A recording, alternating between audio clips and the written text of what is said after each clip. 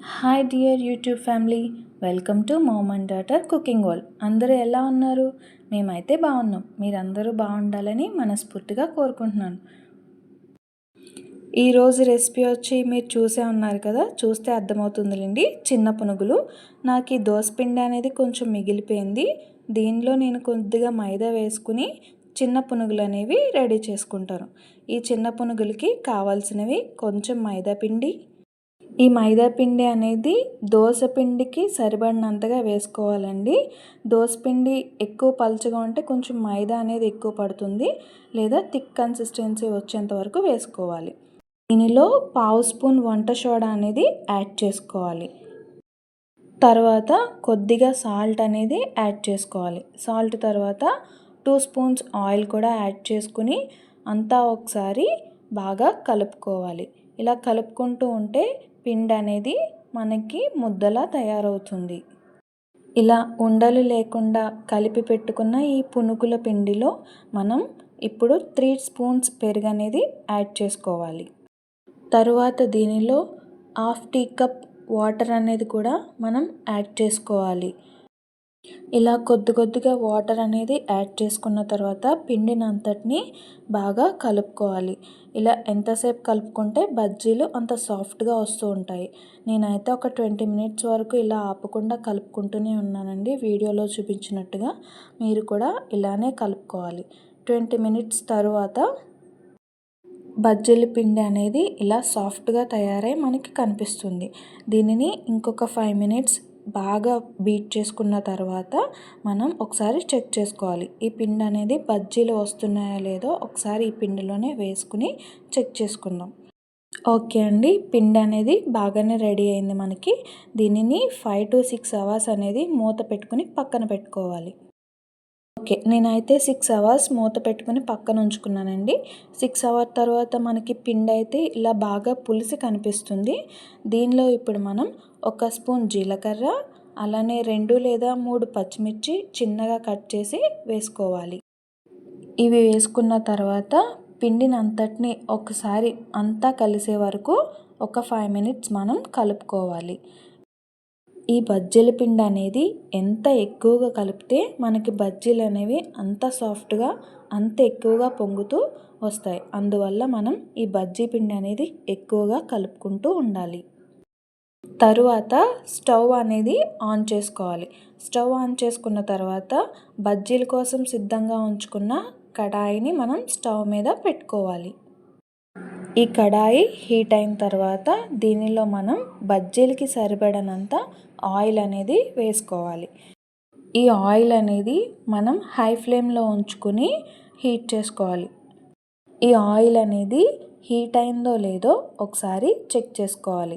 ఇలా హీట్ అయిన ఆయిల్లో మనం బజ్జీలు అనేది వేసుకోవాలి. మనం ముందుగా చెప్పినట్లుగా చిన్న పునుగులు అనుకున్నాం కదండి, అందుకని మనం ఈ బజ్జీలు అనేవి చిన్నగానే వేసుకోవాలి. చిన్నగా వేసుకునేటప్పుడు ఇవి ఒకదానికొకటి అంటుకునే ఛాన్స్ ఉంది. అందుకని వాటిని దూరంగా వేసుకుంటూ ఉండాలి. చూసారా మన బజ్జీలు అనేవి ఎంత బాగా పొంగుతున్నాయో? ఎందుకంటే మనం పిండిని ఎక్కువసేపు కలుపుకున్నాం కాబట్టి ఇంత బాగా వస్తున్నాయి. మళ్ళీ నేను రెండోసారి వాయి అనేది వేసుకుంటున్నానండి. ఈ బజ్జీలు అనేవి ఈవినింగ్ టైం స్నాక్స్ కింద చాలా బాగుంటాయండి. పిల్లలు అనేవాళ్ళు చాలా ఇష్టంగా తింటారు వీటిని. చాలా క్రంచీగా కూడా వస్తాయి. అందువల్ల వీటిని ఏపీలో ఉండే వాళ్ళందరూ చాలా ఇష్టంగా తింటారండి. ఈవినింగ్ టైం స్నాక్స్ ఏదైనా ఉంది అంటే అవి చిన్న పునుగులు మాత్రమే. వీటిని చాలామంది ఇష్టంగా తింటూ ఉంటారండి. వాళ్ళ ఫుడ్ ఐటమ్స్లో ఇదొక ఫేవరెట్ ఐటమ్గా ఉంటుంది. ఈ చిన్న పునుగుల్ని గోల్డెన్ బ్రౌన్ కలర్ వచ్చేంత వరకు కలుపుకుంటూ ఉండాలండి. ఇలా కలుపుకోకపోతే ఒకవైపున ఫ్రై అవుతాయి, ఇంకొక వైపున వైట్గానే ఉండిపోతాయండి. అందువల్ల మనం బజ్జీలు వేసేటప్పుడు పునుగులు వేసేటప్పుడు ఎప్పుడూ కలుపుకుంటూనే ఉండాలి. ఈ కలర్ గోల్డెన్ కలర్ వచ్చిన తర్వాత మనం స్ట్రైనర్లోకి తీసుకోవాలి.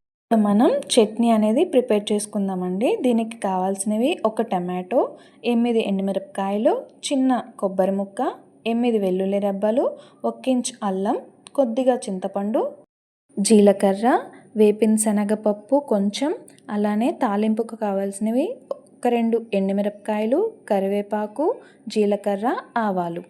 తర్వాత స్టవ్ అనేది ఆన్ చేసుకోవాలి. ఈ ఫ్లేమ్ అనేది సిమ్లో ఉంచుకుని ఒక కడాయి పెట్టుకోవాలి. ఈ కడాయిలో మనం 2 స్పూన్స్ ఆయిల్ అనేది యాడ్ చేసుకోవాలి. ఈ ఆయిల్ అనేది వేడయ్యేంత వరకు హీట్ చేసుకోవాలి.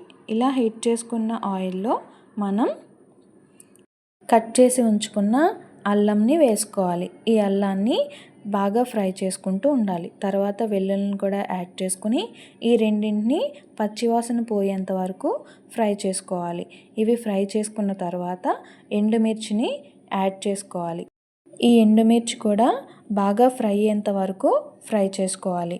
లేదంటే కారం అనేది ఎక్కువగా అనిపిస్తుంది. ఫ్రై చేసుకోవడం వల్ల కారం అనేది తగ్గుతుంది. దీని తరువాత టమాటోను కూడా వేసుకుని బాగా మెత్తగా అయ్యేంత వరకు వీటిని మనం ఉడికించుకోవాలి.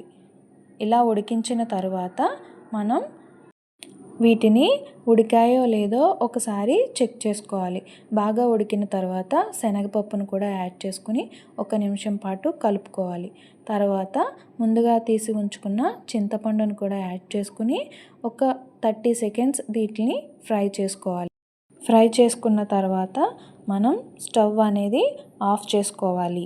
తర్వాత వీటిని మిక్సీ జార్లోకి తీసుకోవాలి. ఇలా తీసుకున్న తర్వాత దీనిలో ముందుగా కట్ చేసి పెట్టుకున్న కొబ్బరి ఏదైతే ఉందో దానిని కూడా వేసుకోవాలి. ఇలా వేసుకున్న తర్వాత కొంచెంగా సాల్ట్, అంటే మీ టేస్ట్కి సరిపడినంత సాల్ట్ని కూడా వేసుకుని మిక్సీ పట్టుకోవాలి. దీనిలో తాలింపు కోసం ఒక కడాయి పెట్టుకుని దానిలో ఆయిల్ అనేది వేసుకుని హీట్ చేసుకోవాలి.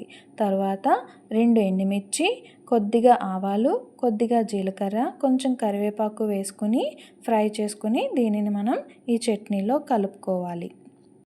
ఇప్పుడు మనకి చట్నీ అనేది రెడీ అయిపోయింది. ఇప్పుడు మనకి చిన్న పునుగులు అలానే శనగపప్పు టమాటో చట్నీ అనేది రెడీ అయిపోయింది. వీటికి కాంబినేషన్ ఆనియన్స్ అనేది వేసుకుని తింటే టేస్ట్ అనేది అద్దిరిపోతుంది. మీరు కూడా ట్రై చేసి టేస్ట్ చేసి కామెంట్ చేసి చెప్పండి ఎలా ఉంది అనేది. Thank you.